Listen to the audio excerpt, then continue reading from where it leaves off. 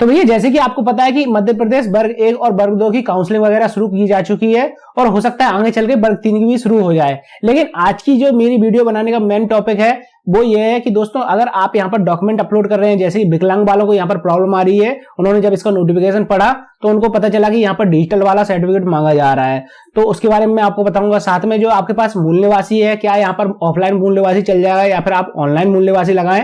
जो यहाँ पर डिजिटल वाला मूल निवासी आता है ऑनलाइन लोक सेवा केंद्र से बनता है, वो आपको लगाना जरूरी है, या फिर ऐसी जाति यहाँ पर कई कैंडिडेट के पास पुराना डाला हुआ है वो पुराना लगा सकते हैं, या फिर डिजिटल वाला लगाना जरूरी है। मतलब ऐसी डॉक्यूमेंट वगैरह की जानकारी मैं आपको इस वीडियो में बताने वाला हूं, तो वीडियो को शुरू से लेकर आखिरी तक पूरा देखिएगा। और दोस्तों अगर चैनल पर पहली बार आए तो फटाफट से लाल वाली बटन को दबा दीजिए और कर लीजिए इस चैनल को सब्सक्राइब, ताकि आगे भी आपको ऐसी जॉब्स और वैकेंसी से रिलेटेड जानकारियों की अपडेट्स वगैरह मिलती रहे। और दोस्तों अगर आपको मेरे इस चैनल की वीडियोस वगैरह पसंद आती हैं तो आप चाहे तो मेरे दूसरे चैनल को भी सब्सक्राइब कर सकते हैं, जहां पर मैं ट्रैवलिंग से रिलेटेड यानी कि ब्लॉग वगैरह बनाकर डालता रहता हूं। मैं कहीं घूमने जाता हूं, जैसे कि मैं अभी कुल्लू मनाली गया था, जम्मू वगैरह गया था, तो उसके मैंने कुछ ब्लॉग्स वगैरह वहां पर डाल रखे हैं, तो आप चाहे तो मेरे उस चैनल को भी सब्सक्राइब कर सकते हैं। लिंक मैंने उसकी डिस्क्रिप्शन बॉक्स में डाल रखी है। अब दोस्तों यहाँ पर मैं आपको सबसे पहले तो नोटिफिकेशन दिखा देता हूँ। क्या नोटिफिकेशन कई सारे कैंडिडेट के पास पहुंचा है व्हाट्सएप के थ्रू, तो जिसमें ऐसी मतलब कुछ जानकारी दे रखी है डॉक्यूमेंट वगैरह से रिलेटेड। जैसे कि दोस्तों आपको यहाँ पर नजर आ रहा है 30/9/2022 का एक ये नोटिफिकेशन है, जो कि मैंने ओपन कर लिया है, जो कि इसकी ऑफिशियल वेबसाइट पर डला हुआ है दिशा निर्देश वाले ऑप्शन में। अब इस नोटिफिकेशन जैसे कि आपको नजर आ रहा है यहाँ पर काफी सारी इन्फॉर्मेशन वगैरह दे रखी है। इसके मैं पेज नंबर 3 पे आ जाता हूँ, जहां पर विकलांग कैटेगरी से रिलेटेड कुछ इन्फॉर्मेशन दे रखी है, जहां पर साफ साफ ये लिखा हुआ है दोस्तों, अधिसूचित चिकित्सा प्राधिकारी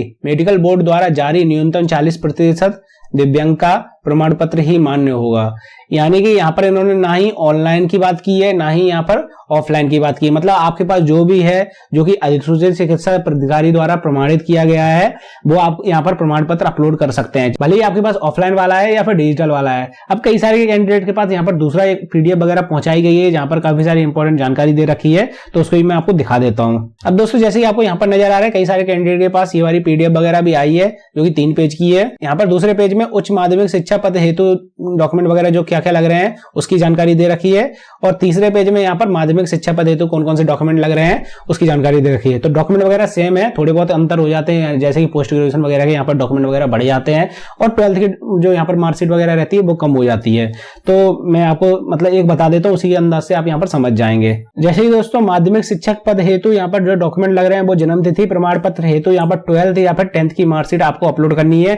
देख लेना आपकी 12th की मार्कशीट में अगर डेट ऑफ बर्थ लिखी हुई है तो 12th की मार्कशीट आप यहाँ पर अपलोड करेंगे, अगर 10th की मार्कशीट में डेट ऑफ बर्थ लिखी हुई है तो 10th की मार्कशीट आप यहाँ पर अपलोड करेंगे। ग्रेजुएशन की यहाँ पर 3 साल की आपकी, या फिर जो यहाँ पर सेमेस्टर वाइज आपकी ग्रेजुएशन हो तो आपको तीनों मतलब 6 सेमेस्टर की यहाँ पर मार्कशीट, अगर 6 सेमेस्टर में आपकी ग्रेजुएशन कंप्लीट हुई है तो आपको 6 सेमेस्टर की यहाँ पर मार्कशीट वगैरह स्कैन करके उसकी कंबाइंड पीडीएफ बनाकर अपलोड करनी है। जो यहाँ पर डॉक्यूमेंट वगैरह अपलोड करने की प्रोसेस है उसके लिए मैंने अलग से वीडियो बना दी, जो कि आपको मेरे इसी चैनल पर मिल जाएगी, और साथ में मैं उसकी लिंक इसी वीडियो डिस्क्रिप्शन बॉक्स में भी डाल दूंगा। तो अगर आप भी इसका फॉर्म खुद फिल करने की कोशिश कर रहे हैं तो आप मेरी उस वीडियो को देख सकते हैं, जहां पर आपको अच्छे से समझ में आ जाएगी पूरी प्रोसेस। तो ग्रेजुएशन के लिए आपको मतलब जितनी भी आपकी ग्रेजुएशन की सेमेस्टर की मार्कशीट हो या फिर ईयर की मार्कशीट हो, वो सभी आपको कंबाइन करके पीडीएफ बनाकर उसको अपलोड करना है। जितने भी आरक्षण का लाभ लेने वाले कैंडिडेट हैं, जैसे कि अनुसूचित जाति, अनुसूचित जनजाति, अन्य पिछड़ा वर्ग, आर्थिक रूप से यानी कि ईडब्ल्यूएस वाले जो कैंडिडेट हैं, उन सभी को अपना मध्य प्रदेश का प्रमाण पत्र यहाँ पर अपलोड करना है, जो कि सक्षम अधिकारी द्वारा जारी हो या फिर आपके पास ऑनलाइन वाला हो, दोनों चल जाएंगे। जैसे कि कई कैंडिडेट के पास यहाँ पर ऑफलाइन वाला जाति प्रमाण पत्र है तो वो भी यहाँ पर अपलोड हो जाएगा, और अगर उन्होंने डिजिटल बनवा दिया है लोक सेवा केंद्र से तो वो भी यहाँ पर आप अपलोड कर सकते हैं, कोई प्रॉब्लम नहीं आने वाली है। मध्य प्रदेश का आपके पास स्थानीय मूल निवासी प्रमाण पत्र हो, उसमें आपका ऑफलाइन हो या फिर ऑनलाइन हो, दोनों चल जाएंगे, आपको कोई प्रॉब्लम नहीं आने वाली है यहाँ पर भी। इसके बाद अतिथि शिक्षक का आपके पास अनुभव प्रमाण पत्र हो तो वो आपको अपलोड करना पड़ेगा। अब दिव्यांग की कैटेगरी में सबसे ज्यादा लोगों को प्रॉब्लम आ रही है, तो यहाँ पर 6 नंबर पॉइंट आपको देखना है, यहाँ पर लिखा हुआ है दिव्यांगता, इसके बाद इन्होंने ऑब्लिक लगाया है और इसी में लिख दिया है इन्होंने भूतपूर्व सैनिक के लिए, तो दोनों के लिए यहाँ पर लिखा हुआ है। आपको सबसे पहले जैसे कि आप दिव्यांग की कैटेगरी में आते हैं तो यहाँ पर दिव्यांगता वाला पढ़ना है, आपको इतना छोड़ देना ऑब्लिक लगाकर भूतपूर्व सैनिक वाला।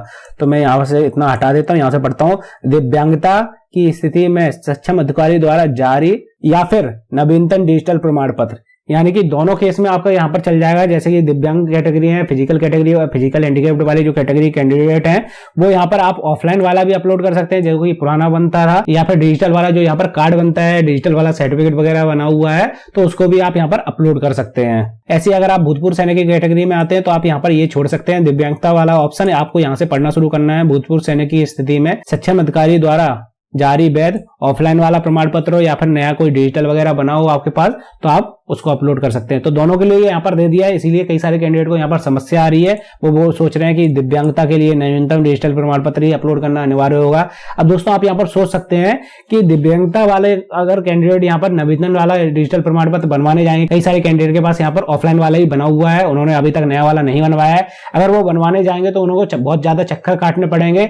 अब अगर उनके केस में ऐसा कर दिया जाए तो उनको कितनी ज्यादा परेशानी होगी आप यह सोच सकते हैं। तो इसलिए यहाँ पर दोनों का ऑप्शन दे रखा है उन्होंने। अगर आपके पास ऑफलाइन वाला हो तो आप ऑफलाइन वाला अपलोड कर सकते हैं, अगर आपके पास ऑनलाइन वाला हो तो आप ऑनलाइन वाला भी अपलोड कर सकते हैं। ऐसे दोस्तों यहाँ पर बीएड की या फिर डीएड की मार्कशीट अपलोड करने का ऑप्शन दिया गया है। उसमें भी आपको जितनी भी सेमेस्टर की आपकी मार्कशीट है या फिर जितनी भी साल की आपकी सभी मार्कशीट है सभी को इकट्ठा कंबाइन करना है और सबको स्कैन करके एक पीडीएफ फाइल बनानी है और उसको अपलोड करना है। अगर आप यहाँ पर आयु की छूट के लिए कोई प्रमाण पत्र वगैरह लगा रहे हैं तो उसको भी आपको अपलोड करना पड़ेगा। अगर आपने सरनेम को चेंज वगैरह करवाया है आपने शादी के बाद तो उसके लिए भी आपको यहाँ पर प्रमाण पत्र अपना अपलोड करना पड़ेगा। और ऐसी सभी डॉक्यूमेंट आपको अगर आप वर्ग 1 की चॉइस फिलिंग वगैरह कर रहे हैं तो उसमें लगाने हैं। बस कुछ डॉक्यूमेंट यहाँ पर बढ़ जाते हैं, जैसे कि आपको यहाँ पर नजर आ रहा होगा कि आपको यहाँ पर स्नातकोत्तर की सभी वर्षों की मार्कशीट वगैरह भी अपलोड वगैरह करनी पड़ेगी। तो अब मुझे लगता है दोस्तों आपको अपनी सभी प्रॉब्लम का सॉल्यूशन वगैरह मिल गया होगा। ऐसे भी दोस्तों वर्ग 3 की भी जो काउंसलिंग वगैरह होगी उसमें भी यही प्रोसेस रहने वाली डॉक्यूमेंट वगैरह अपलोड करने की, और साथ में क्या क्या डॉक्यूमेंट वगैरह आपको लगाने पड़ेंगे उसके लिए मैं अलग से एक वीडियो बना दूंगा। तो आप मेरे इस चैनल को सब्सक्राइब कर सकते हैं ताकि आपको उसमें भी कोई प्रॉब्लम वगैरह या फिर परेशानी वगैरह ना हो। और साथ में दोस्तों अगर आप चैनल पर पहली बार आए तो सब्सक्राइब कर सकते हैं, और जैसे कि मैंने आपको बताया था डिस्क्रिप्शन बॉक्स में मैंने काफी सारी लिंक वगैरह डाल रखी है तो आप उनको चेकआउट कर सकते हैं।